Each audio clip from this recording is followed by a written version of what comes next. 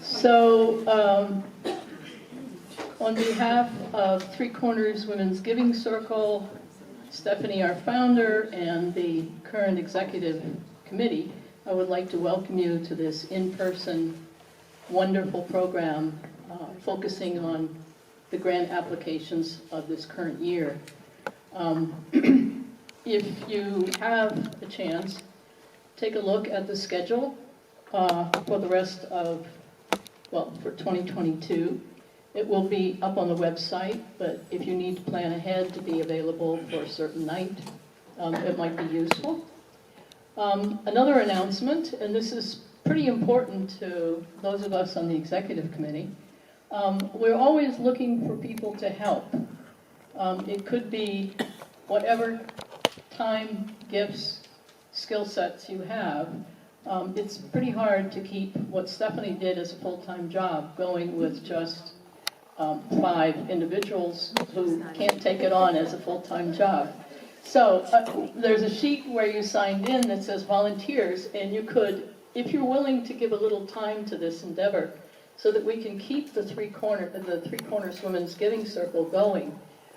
It can't be just a couple of people who have to work almost as much at keeping it going as Stephanie did. So please consider what amount of time, what kinds of skills, what kind of thing you would like to do, whether it's food or program or whatever. Communications. We're going to need 2 new members for the grant committee because typically the grant committee serves 2 years and there are always 2 people leaving and 2 people coming in the course of 4 years. So if you would like to be considered for the grant committee, please put your name down for that. If you'd like to be a backup to the person who does communications, the person who does social media, the person who does membership, all of those areas would welcome heartily anyone who is willing to volunteer some time. So if you don't know the people on the executive committee, I'm Joan Daou, I'm the chair, and we have Dana in the back. Would you stand up so people can see you? Oh, okay. This is me. And I'm Dana. Dana and Tony. Tony's communications, Dana is social media, and I'm just sort of the secretary to the whole show. So the program tonight is focusing on the grant committee and the grantees, and I will happily turn the mic over to Marlene, who has kindly stepped up after Martha had an accident and is not very mobile at the moment. So kudos to Marlene for stepping up, and here you go. Thank you. Do you want me to stand over? Yeah.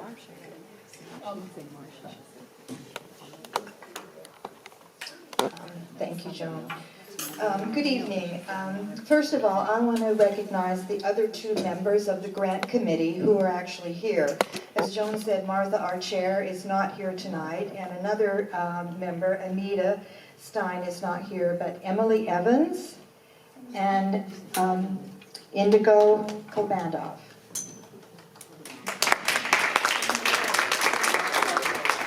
And we are so honored tonight to have our 2021 grantees. So I'm going to turn it over right away to Girls on the Run. Alicia Kelly and Melissa Miller are representing Girls on the Run. Hello, I'm Alicia and I'm with Girls on the Run. And I'm happy to be here again. We've benefited so much from the funding and the grant money that the Women's Giving Circle has given to us. So I just wanted to give a little bit of background on how COVID has affected our program.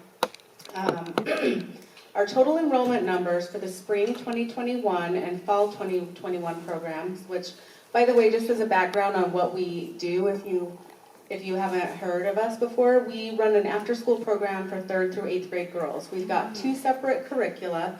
So one of them works with the 3rd through 5th graders, and the other one works with 6th through 8th graders.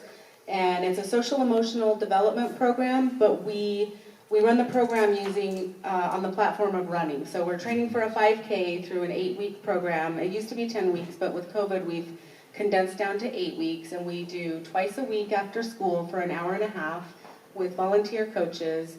And these girls are learning just amazing skills like setting boundaries, being a good friend, learning how to set goals, learning about their healthy pace, how to fuel their bodies, healthy body image, just really important lessons. So our enrollment numbers went down because of COVID, and so not too much, but with our spring and fall 2021 programs, we had 159 registered participants, and 34% of those girls were able to join because of this grant that was given by the Three Corners Women's Giving Circle.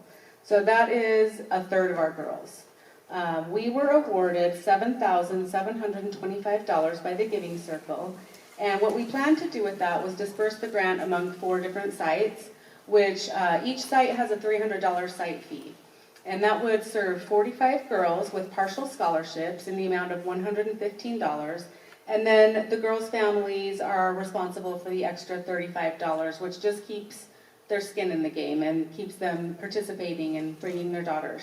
And so that would have been a total of $5,175. And also in addition to that, we wanted to purchase shoes for 45 girls, which was $1,350. But because we couldn't get the same enrollment numbers, and also we struggled to find volunteers, we got creative and we decided to streamline the program a little bit, and we combined some sites. And so we took what would have been 4 different sites and we combined them down to 2 sites. And so we had some girls that maybe, went to Sunset Elementary, but they attended the program at Arrowhead Elementary and things like that. And because of that, we were able to cut the site fees down from $1,200 to $600, and that allowed us to serve 54 girls with the partial scholarships of $115 per girl, for a total of $5,475. And then we were able to serve 2 girls with full scholarships because they just didn't have the means to make the other $35 work, and we were happy to do that, so that was $300. And then as projected, we were still able to meet our target of girls' shoes, and we bought 45 girls proper running shoes. So we feel like the grant was extremely successful. We were able to serve more girls than we planned, and we are so deeply grateful for the money that has come through for our girls. So if you have any questions about our program, I would love to answer them. Yes. So do you have you had to turn the girls away? No, we never turn a girl away. So you've been able to take everybody who's applying? Mm-hmm. Yeah, everybody who applies gets in. And what, is there a demographic of a kind of girl that you end up with, or is it just all over the place? It's all over the place, but we do try, like with this grant, we went specifically to Title I schools mostly so that we could target a demographic that might not otherwise have, all the same budget that maybe somebody like at Tonnequint might have, So we do try to target the Title I schools with the grants. So, yeah. Anybody else? Yes. Once the girls complete the program, do they ever come back and participate or support the other girls in creating? We have a lot of return girls. We have some girls, didn't Ella attend like 5 seasons? And it wasn't like it looked like she enjoyed them usually. She would show up like, I'm here, but she kept coming and she kept having fun once she got past that initial hump. So yeah, we have lots of girls that are repeat girls. Sometimes they change schools and they're like, oh good, there's a Girls on the Run program at my new school. So then they graduate up into the Heart and Soul program, which is our 6th through 8th graders. And then sometimes they even come around to be junior coaches. So yeah, it's a pretty tight-knit little community. Great. One last question. What's the difference in the curriculum for the 6th through 8th grade girls from the earlier years? Basically, just they are at a different developmental age. It's a social emotional development program, and so they might, focus more in on gossip and body image, and maybe like helping their peers who might be in difficult situations and things like that. Whereas maybe the younger girls are focused more on how to be a good friend and how to set boundaries and how to, you know, say no and say yes and what, you know, what sets up the parameters for that. So. All right, anybody else? Well, thank you. We really appreciate it. Next, we have a video. The ladies from Kane Education Foundation were unable to join us this evening, so they have sent a video for us. Hello everyone, I'm Callie Kelly and I'm the Executive Director of Kane Education Foundation. I'm so sad to be missing tonight and I wish I could be there with everyone, but I just wanted to give a huge thank you for awarding Kane Education Foundation with this grant. It helped fund a 2-day all-girls STEM camp that was a huge success. STEM stands for Science, Technology, Engineering, and Math, and this is a field that is growing like crazy right now, and we know that women and girls are vastly underrepresented in this career path. Research has shown that young girls and women who participate in female-only STEM programs have a higher rate of engagement and retention, and more women are finding success in this highly sought-out career choice because of early exposure and a welcoming environment by female instructors. We want to help continue to bridge that gap for women in STEM. With the planning and use of Kane County 4-H's state-of-the-art underground makerspace that is equipped with a laser printer, 3D printers, robotics, Spiros, Crickets, and various other technology equipment, we were able to have 45 girls participate in this camp free of charge. Kane County schools are Title I, with almost half the kids being on free or reduced lunch. So to have this camp that valued around $300 per girl be free made a huge impact for them. We had 11 great women come together and volunteer their time from Kane County 4-H, USU Extension, Utah STEM Action Center, and Dixie STEM Outreach, which made this such a fun and educational environment for these girls, and it was such a positive and uplifting experience for everyone involved. We were fortunate enough to have Marsha Beach and Emily Evans come and enjoy the camp for a little bit too, and hopefully they can confirm as well to what a success this camp was. They were even able to participate in some of the fun. We've had so many girls say they can't wait to do the camp again next year, and multiple parents and girls that didn't get to participate, wondering how to sign up for next year and when it will be. So we know that this camp made a difference and has and is going to continue to do so for the girls in our community. In closing, I want to share a video of the camp, and you'll be able to see all the things the girls were able to learn and do in just 2 short days, and there was a lot packed in there, and it's so fun to see them in action. So thank you so much again for the support and the difference you are helping make for girls and women in our area. We can accomplish some amazing things when we work together and lift each other up. Have a great night.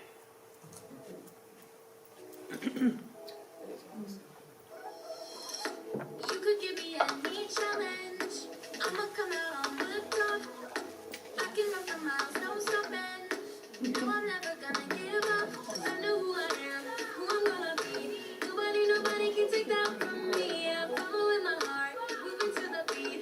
Even when all the odds against me, I will. You can see it in the way we walk. You can hear it in the way we talk. There ain't anything we can't do. There ain't anything we can't do. They'll believe it when you're standing tall. Gotta run every time you fall. You're telling you, yeah, you're telling you. Yes, we got girl power, girl power. Yeah, we're taking over and making the world ours. It's girl power, girl power.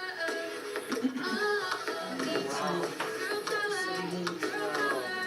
We gon' fight all day, every hour. It's girl power, girl power. We got that girl power. If I put my mind to something, I know that I'm gonna succeed. And when we do it all together, everyone has something to bring. 'Cause I know who I am, yeah, I'll be nice and sweet. But that don't mean I don't do what's best for me. Yeah, whatever come my way, I handle it with ease. Nobody can ever break me. Yeah, you can see it in the way we walk. You can hear it in the way we talk. There ain't anything we can't do. There ain't anything we can't do.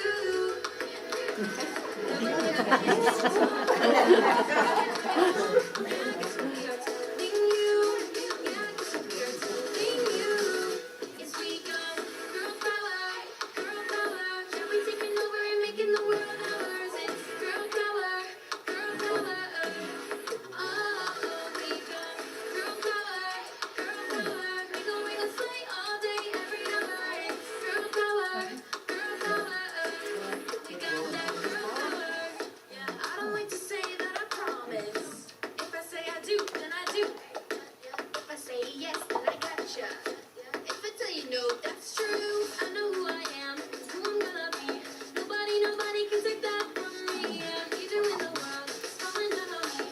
Feel like a big old baby. We got girl power, girl power.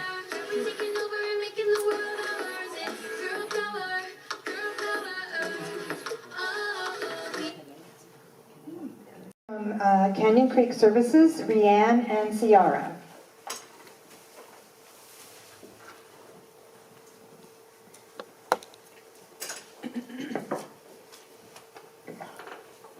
Good evening. I first want to start by saying thank you so very much for your support of this program.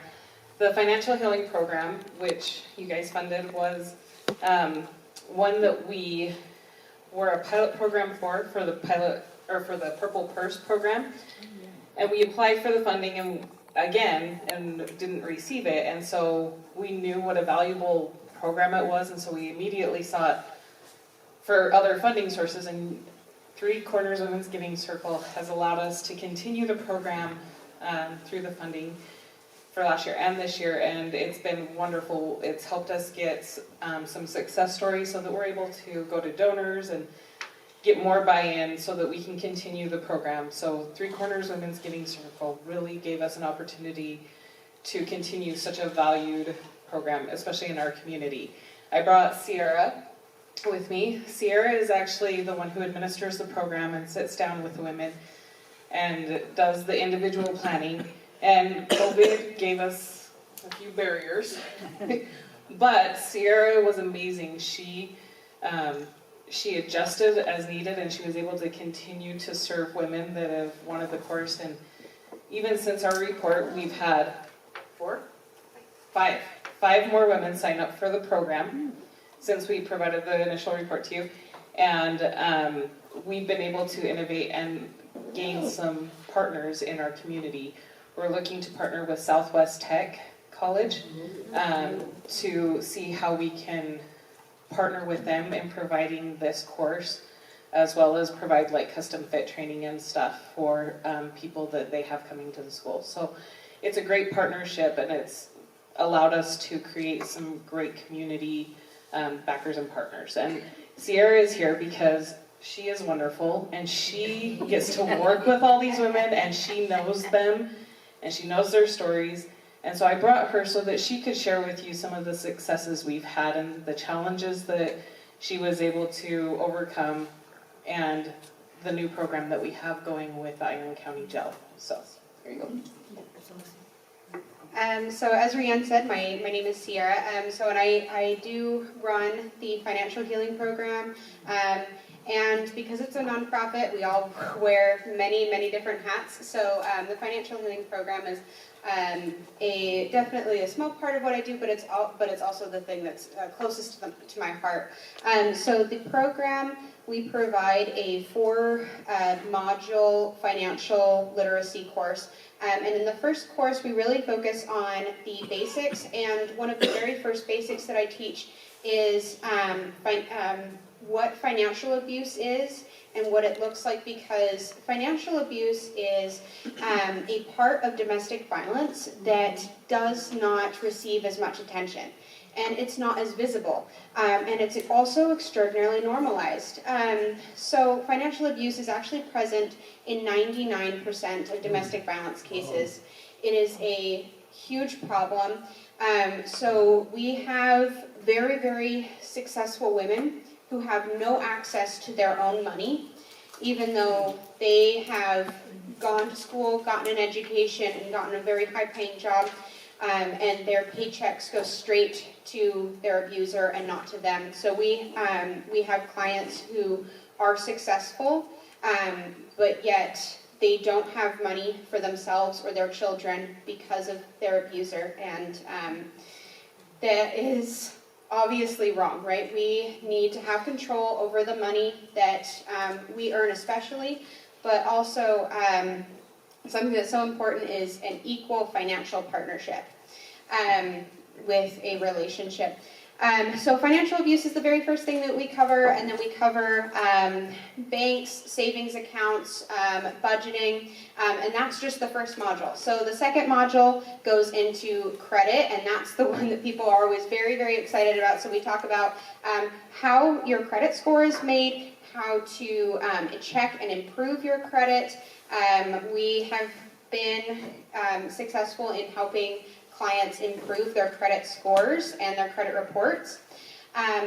So credit is our second module, and then our third module is about loans, and we also talk a lot about predatory loans, because the people that are more susceptible to predatory lending are people who are perceived to have less financial education, or maybe do have less financial education, and so that is people who are women, people who are homeless, people in crisis, which almost all of our clients are in current life-threatening, sometimes crisis.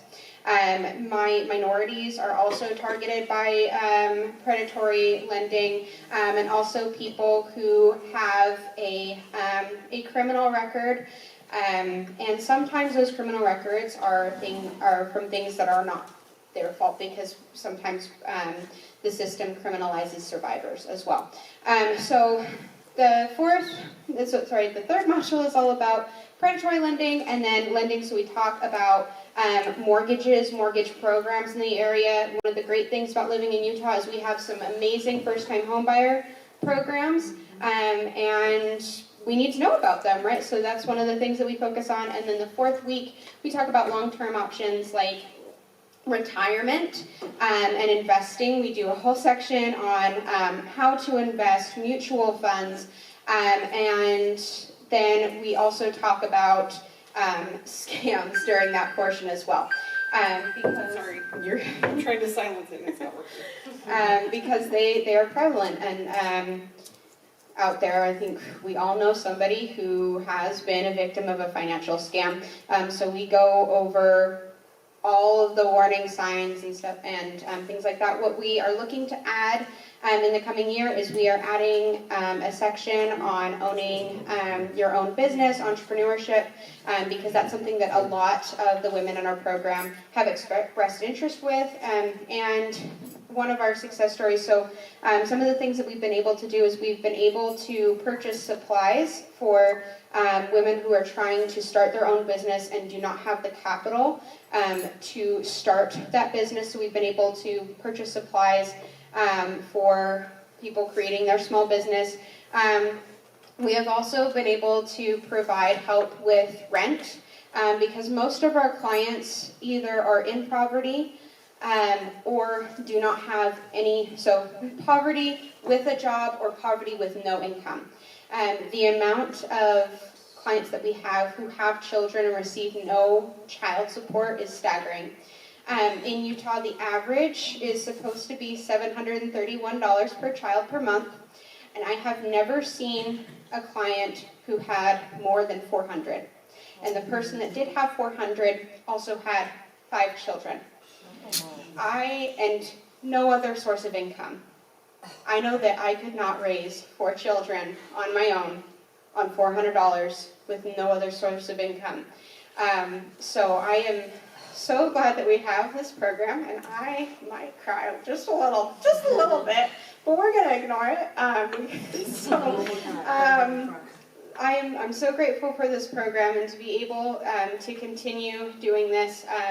And it is a heavy burden. So we have I have trained one of my staff, so my staff member Cass, on the program. So she actually just started taking clients right as we were doing the write-up for our grant.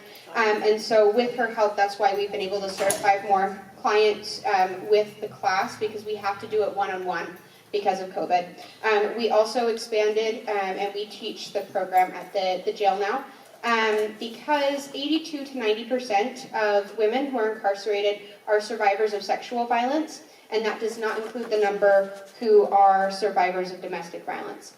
And they didn't have a financial class at the jail.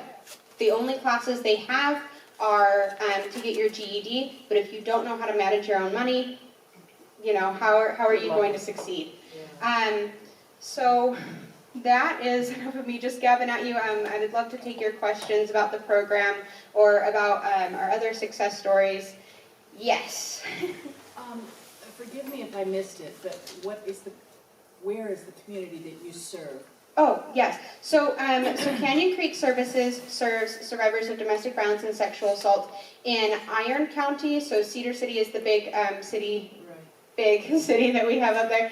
We also serve Beaver and Kane County. Garfield. Kane is different, sorry. Do you ever mention that women make this, in Utah, make 62 cents to the male dollar? We do talk a little bit about the differences there. We generally don't focus on that in our class, but when we talk to donors, that's something that we can touch on, yeah. Good girl. Thank you so much. You are so needed. Thank you so much. I think you had a question. So outside of the jail, where do you get most of your referrals? So most of our referrals are our current clients, so clients who are already receiving services. So we are working on building more relationships in the community, but right now I am kind of tapped a little bit, so Cass is going to be helping us a lot. So almost all of our clients are current clients. So they are working with a victim advocate and are currently using our other services. So that's where almost all of our referrals come from. And also with the funding, what we do is we can offer about $250 to $300 of flexible funding, because there's lots and lots of things that we can't pay for. So most of our funding comes from government grants and private donors, and a lot of those have a lot of strings attached. So we generally can't pay, we can only pay for rent if that rent meets very specific qualifications. We can't pay for mortgages. We can't pay for utilities generally. We can't do deposit assistance. There's so many rules. And basically, if it's not related directly to their safety at that moment, we can't pay for it. So there would be no options for us to help, especially with credit repair. So a lot of it is for credit repair, so paying off debts that are in collections that are really negatively affecting credit scores. So we like to focus on that. That was very, very far from your original question, and I'm sorry. Yes. So, are you guys a 501c3? We are. Okay, so you have lobbying restrictions. Yep. Yep. What kind of assistance are you getting outside of that to lobby first the state legislature? Because you said you get government grants. Are they federal or state grants? Both. Okay. So we have both federal and state grants, but they're extremely restrictive. The other thing, we are petitioning, like Cedar City and Iron County has now incorporated us into their budget to receive funds from them as an entity. So we are working with local governments, and those aren't necessarily restricted. Those are just funds that they provide us because we're serving community members. And so those provide a little bit more flexibility. Granted, that's funding a lot of different things, but we're hoping to also go into Beaver and Garfield County and work with leaders there to do that as well, to petition for that. And that's not something we can necessarily do. But we are working on having, like, our Evan Vickers come to our events and everything, so we can bend his ear about certain things. And Bend it hard. oh, He doesn't listen very well. So this is obviously not just these three counties. This is the whole state. right. So what kind of work do you know is being done, not you guys, that's being done to get the ears of some of the legislators? We're moving into a new legislative session. Yeah. They're trying to do all kinds of things to screw a lot of the towns and cities, but we've got to get our legislators, and we've got to find, I hate to say it this way, we've got to find some female legislators who are willing to fight for this. I agree, and actually we have an initiative with our awareness and prevention program, so a lot of what they focus on is making sure that they educate our legislators on upcoming bills or laws that will affect or impact the people directly that we serve and how we serve them and everything. And so we're not necessarily lobbying, we're just making sure they're aware of everything that's in, so we have an awareness and prevention director who is very involved in that part. So, and one of the initiatives that we have as an organization is to also empower women voters. and to empower them to get out and to vote. And that is one thing that we are really focused on, and we encourage our staff to do. So that's an initiative that we have within the community, and all the coalitions that we work with is to make sure that we're empowering women to do that as well. So it's little steps, but we're getting there. We're unfortunately, well, I'm not gonna say it. The mayoral race up in Cedar was a little different, so we have some work to do there to establish a relationship with the new mayor. So that'll be interesting. But he's friends with other people that we are hoping to build relationships and do all that stuff. So we are very actively working on making sure that our elected officials are aware of the barriers that our clients and our community has in that regard, for sure. Any other questions? Thank you so much. Medina. I am videoing here from the Moab Valley Multicultural Center, of course, in Moab, Utah. And I am standing in front of our multicultural mural. We've got Malala Yousafzai here, and the incomparable Maya Angelou, just a couple of women featured on our multicultural mural. Some of you may have read in our application that the center has been able to reach many more women this year because of the gift that you gave to us.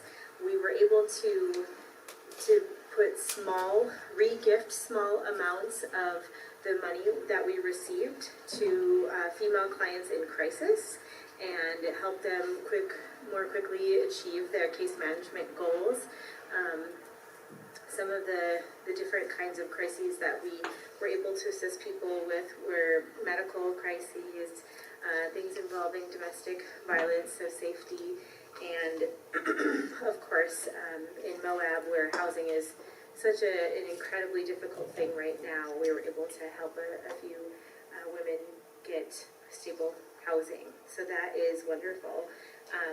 Also, I have been here at the Multicultural Center for 9 years and proudly led an all-female, mostly bilingual staff here, which is such a gift. And we've grown over the years. We currently have 8 women on staff, and it is busy all of the time here, mostly with the legal advocacy and the homelessness and the food and the youth programs that we offer. We did serve 303 women in 2020 with your help, and I guess the details of everything we were able to accomplish, I sent in an earlier report for your newsletter, but I think strikingly, certainly, to be a helping professional and to be able to say there's these women who want to help you is a powerful thing to be able to tell them, as opposed to maybe kind of a larger, more impersonal corporation or something. It's the power of us helping each other, and we certainly hope that the model that you guys are giving us as we're helping them will be something will be passed forward when they are in a more stable place in their lives. So I just want to say thank you to every single woman in person on your committee. Thank you so much for helping, giving the opportunity also just outside your immediate area. I know Moab is a little bit far away from you, but we certainly couldn't have done everything we did without your support. So thank you so much, and have a great meeting. Joanne Zeeding with Creek Valley Health Clinic. Is there any way you wouldn't mind helping me pass these around? Thank you so much. Good evening. Thank you all so much for having me out. So Creek Valley Health Clinic, this is the second year that the Three Corners Women's Giving Circle has funded our efforts. My name is Joanne Zitting, and I was born and raised in Colorado City, Hilldale, Utah. And through the last 20 years of my life, we really did not have access to health care out there in those communities. There's a long history, a rich heritage of the people that lived there, but unfortunately, as many of you are probably familiar, there's a history of a lot of religious terrorism that went on, and one of the acts of that terrorism was to shut down the health clinics that were there. So unless you were in a life-threatening medical condition, you were encouraged not to seek health care, which means a lot of the women, girls, children, men, never received preventive screenings, did not have well child exams, developmental screenings, immunizations. So a group of community members, myself included, about 2 years ago, wrote a application to the federal government that was approved to open up a clinic. Due to the high rates of poverty in Colorado City, Arizona, Hillsdale, Utah, the sustainability of a clinic was not feasible without some federal assistance. So this grant opened up our doors, which was fantastic. We are ran by a community-based board. Due to the polygamous nature of the religion out there, 60% of our patients are female, and so 60% of our board are female to have proper representation of the community, which is wonderful. So just to provide a little snapshot of how we were able to reach our women and girls in 2021, we provided care to 1,867 women and girls, 77% of them living in poverty. 231 women and girls were provided depression intervention following a positive depression screening. 489 women and 134 girls received nutrition and physical activity counseling following an unhealthy BMI. And then, really exciting, and where the funds that were provided by you all went directly were the preventive screenings that were done for women. So 84 women received free mammograms. Over 70% of them had never received a mammogram before. 240 pap smears were also provided for free. And a large effort has been made to educate our community on the importance of these screenings and what they are, and how to overcome those barriers to trust that are very prevalent in the community. 480 well child visits were provided for girls, developmental screenings. 46 women were screened for colon cancer. And hundreds of STD tests and treatment were provided for women and girls in 2021. So thank you all so much, each and every one of you. As I mentioned, the fee-for-service model that many other health centers can survive on, we could not due to the high uninsured and poverty rates in the community. So private grants like this really are how we get these efforts and these projects promoted. So our deepest appreciation for everything you're doing for us, and I'd be happy to take questions. Yeah. Didn't you find someone who had cancer as a result of these screenings? Yes, actually, we had 6 women with abnormal results, and 4 of them went on to receive further treatment for positive results. Oh, boy. So they wouldn't have known. No. Yep, and they never, many of them had never received a mammogram before. Is there a range of age groups, or just from young to old, all over the map? Really, birth to aged out. It's a variety. The screenings are recommended for women that are. Not screenings, Yeah. but the women that you serve. Yeah, we have a variety of services, newborn care all the way up to geriatrics, so wide range. Yes? Does the hospital cooperate with you? And The hospital has been wonderful. They are very helpful to us. We had such a high rate of misuse of the emergency department. People would go down to the emergency department because it's the only place that would accept Arizona Medicaid. And so when we finally created a space, the Intermountain really came to our aid to say, this is so needed to get some preventative treatment out there. So Intermountain's been wonderful. Good to hear. bravo, girl. Thank you.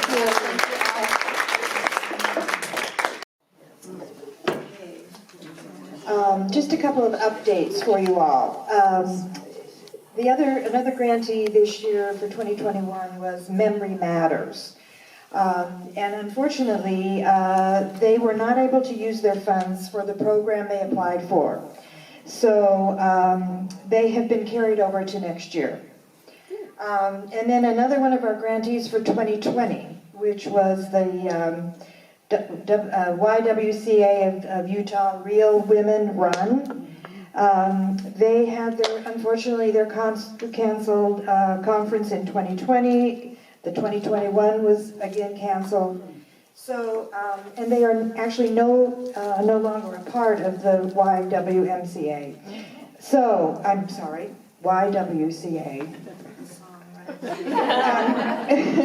So if they're going to apply again, it'll have to be as a new nonprofit. So those funds are also rolling over to money we will have for 2022. So that concludes our grantees. I want to say personally, this is my first year on the grant committee, and what a heartwarming and thrilling opportunity it is to work with you ladies and learn what you're doing and know that we have a part in helping so many women and young girls. It's really wonderful, and I encourage you all to get on the grant committee. So I'll turn it over to Joan.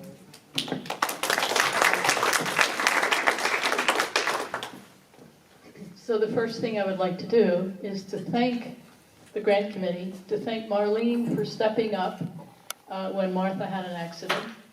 And You're good. okay, and again, reiterate that we do need more people to serve on the grant committee. We certainly need 2, and in addition, we need more people simply to help the management of the circle. If you really believe in what we're doing, I heartily encourage you to step up, and it could be in any fashion, any manner, whatever your gifts, whatever your interests. We probably could find a way to use your energy and your expertise. So please consider signing up in the back and saying you might volunteer for whatever, helping with meetings, helping with communications, helping with a membership committee, whatever is the kind of volunteer work you might be interested in doing. We really are a total volunteer organization, and thus we need volunteers to step up and help us. Thank you again for the program, and now I sound like your mother. If you brought something for the food table, don't forget to take it back, because otherwise we'll drink up all the wine that got left. Thank you again. And the other thing I wanted to say is we've had 1 or 2 personal comments about the food, and somebody who loved the pizza last time, somebody who didn't like the pizza. We'll send out an email and say, give us some feedback, whether you like bringing things, whether you like having the Women's Circle provide things to eat or drink.